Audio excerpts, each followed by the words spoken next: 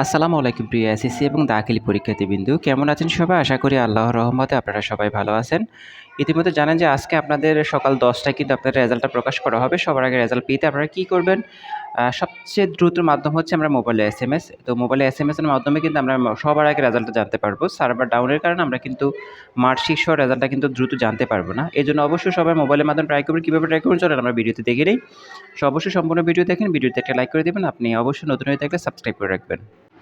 বন্ধুরা, মোবাইলের এসএমএস-এর মাধ্যমে সবার আগে রেজাল্ট জানতে হলে আমাদের কি করতে হবে? আমাদের যেতে হবে আমাদের মোবাইলের মেসেজ অপশনে, গিয়ে আমাদের ওইখানে লিখতে হবে বড় হাতের এসএসসি স্পেস দিয়ে লিখতে হবে আমাদের বোর্ডের ৩ টা অক্ষর। যদি আপনি কুমিল্লা বোর্ডের হন তাহলে লিখবেন COM, যদি আপনি ঢাকা বোর্ডের হন তাহলে লিখবেন DHA। সেম এভাবে আপনাদের প্রত্যেকটা বোর্ডের ৩ টা অক্ষর লিখবেন। মাদ্রাসা হলে মাদ্রাসার ৩ টা অক্ষর লিখবেন।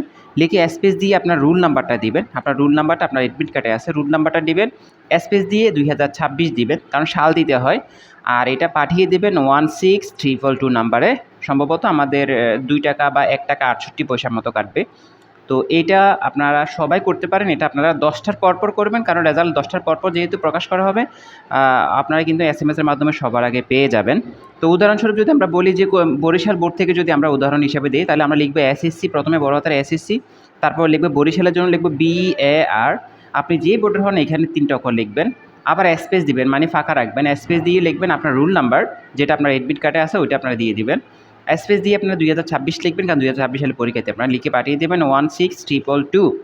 16322 নম্বরে পাঠানোর কথা জানিয়ে দিয়েছে বোর্ড। তো অবশ্যই এটার মধ্যে পাঠাবেন, সাথে সাথে আপনাদের রেজাল্টটা চলে আসবে। তো অবশ্যই এটা ট্রাই করবেন। আর সার্ভার ডাউন হওয়ার কারণে বোর্ডে কিন্তু অনেকেই ওয়েবসাইটে রেজাল্ট দেখতে পারবেন না, কারণ ১৮ লক্ষ মানুষ একসাথে ট্রাই করবে। এর জন্য আপনারা চেষ্টা করবেন এসএমএস-এর মাধ্যমে আগে রেজাল্টটা জানার জন্য, একটু শিওর হওয়ার জন্য। পরে একটু যখন সার্ভারটা স্লো হবে, তখন রানিং হবে, তখন কিন্তু আপনারা কিন্তু সার্ভারে ঢুকে দেখতে পারবেন। আর কীভাবে সার্ভারে দেখবেন আমরা পরবর্তী ভিডিওতে জানিয়ে দেবো। অবশ্যই আমাদের সঙ্গে থাকেন, চ্যানেলটিকে সাবস্ক্রাইব করে রাখেন। দোয়া করি সবার যাতে রেজাল্ট ভালো হয়। অবশ্যই এই ভাইটার সঙ্গেই থাকবেন।